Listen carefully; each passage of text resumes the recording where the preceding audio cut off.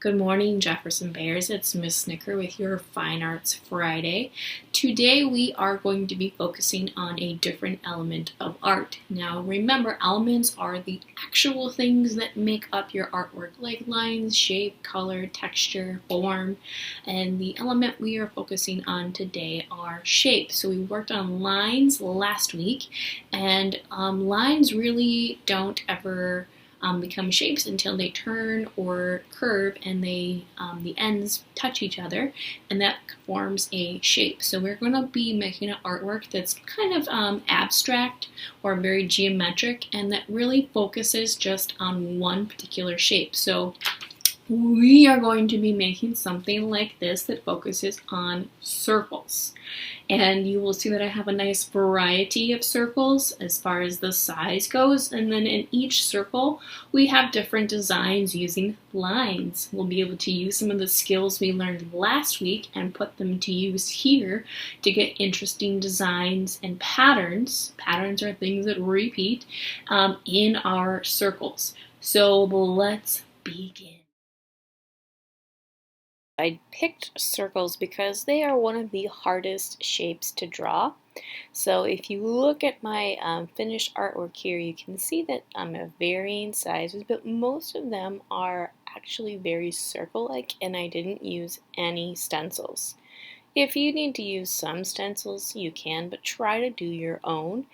And I'm going to show you a few tricks you can try as you draw circles to get them perfect.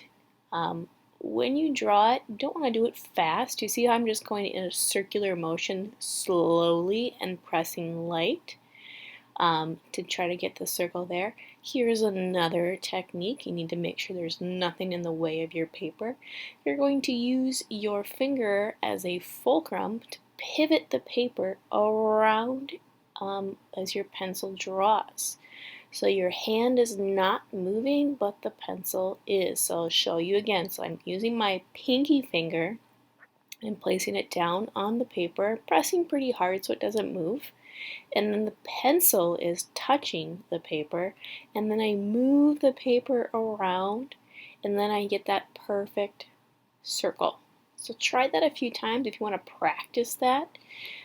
Again, just moving your hand in a circular motion and waiting for you to get that perfect feeling before your pencil actually makes any marks on the paper.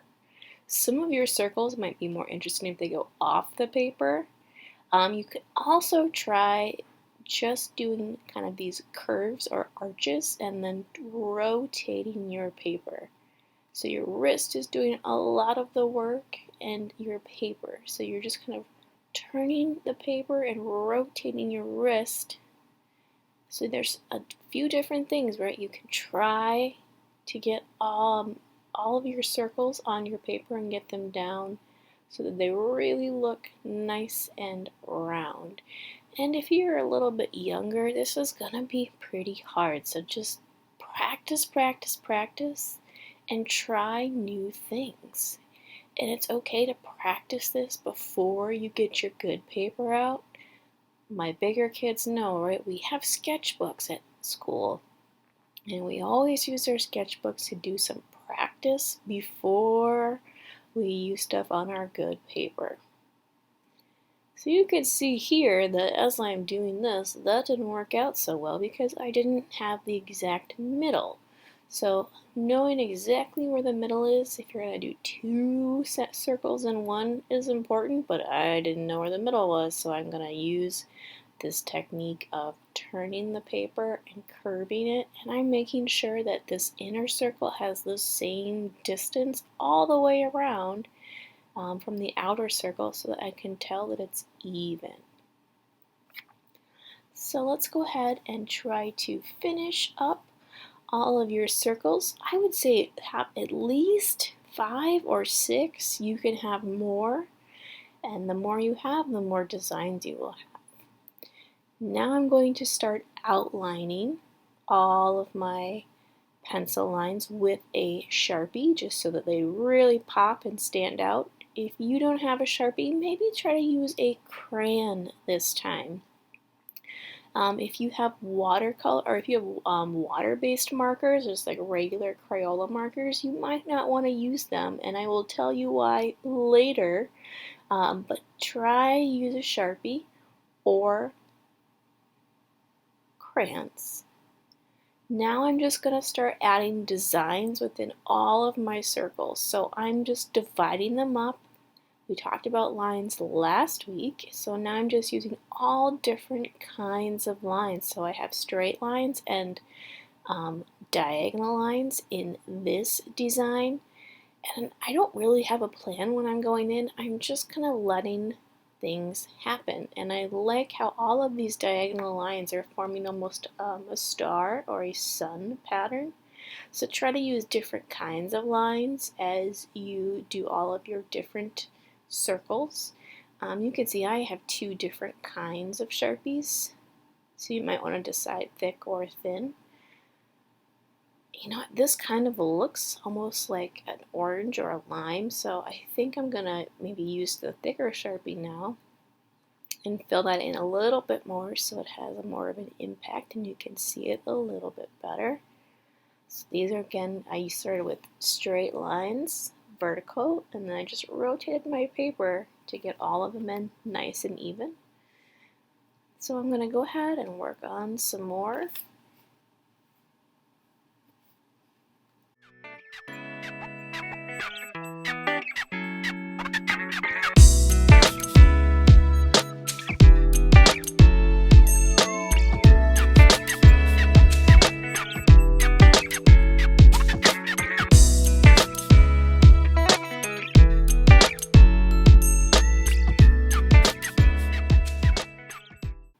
For this one I'm using curved lines and I'm just stacking them on top of each other, and it kind of creates this almost flower-like effect or petal effect because it's in the circle shape.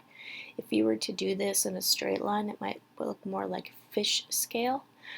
So don't be afraid to try different things, different kinds of lines, right? We have straight, diagonal, curvy. I'm going to put a spiral here in the middle. So try to kind of have a nice variety of all different kinds of lines so you can continue growing on that idea and learning how all these varieties make your artwork look even more interesting.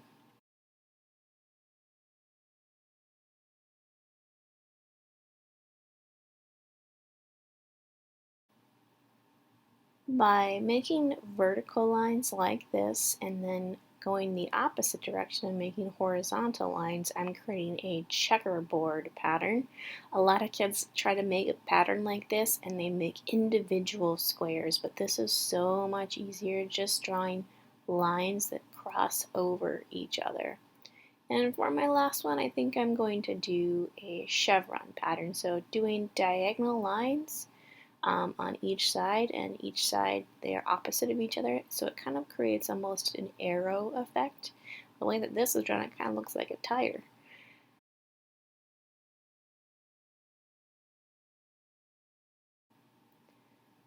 Now for the background, if you would like to do some more designs, I did little dots all over the place, but you can think about what you want to do. And now it's time for some color. If you have paints like I do, you can use watercolor paints, but if you don't, you can actually use just regular markers. As long as they're water-based, they will actually do a little bit of paint effect for you too when you get them wet. So go ahead and pick some colors and start coloring. If you're going to smear these with water later, you don't need to fill in all of the color. You need to fill in the whole shape because the water will kind of fill it in for you once you get there. But if you're not going to use water, then you might want to think about filling it all in, or you can see how sometimes it's a cool design effect if you just outline or put color in some spots. As you do your colors too, you also need to kind of know what colors are going to go together well when they blend. You want to choose colors that are kind of close to each other on the color wheel. And they're called analogous, and we'll talk more about color in a couple of weeks. But if you aren't sure, um, just try some things on some scrap paper before you do this, and then you can test some things out. So go ahead and finish adding all of your color where you want to.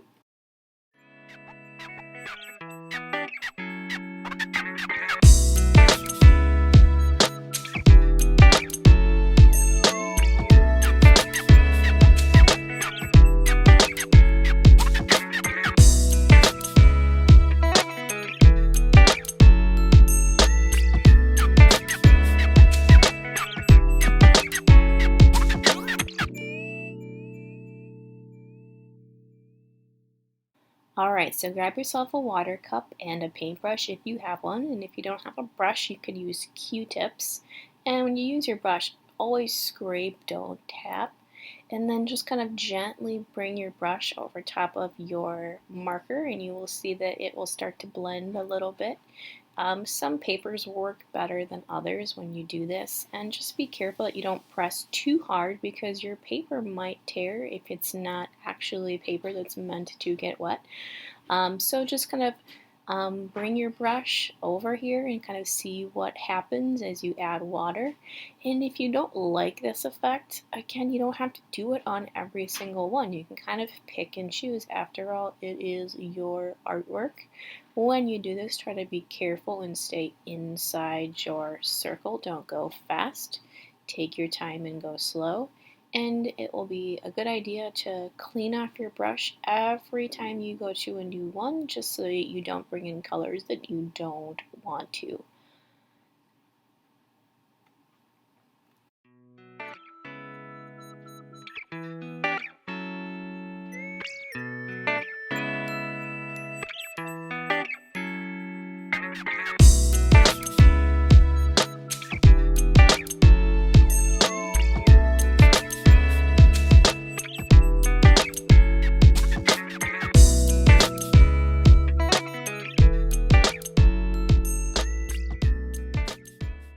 As you finish up your water, then start thinking about what else needs to be done. Once this dries, you can add more stuff to it if you aren't exactly happy with it.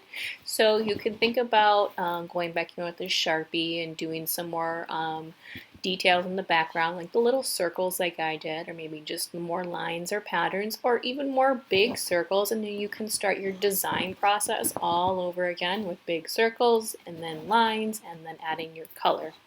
Whatever you decide to do, please have fun, and I would love to see your artwork, so upload it to Artsonia for me. Thanks, guys.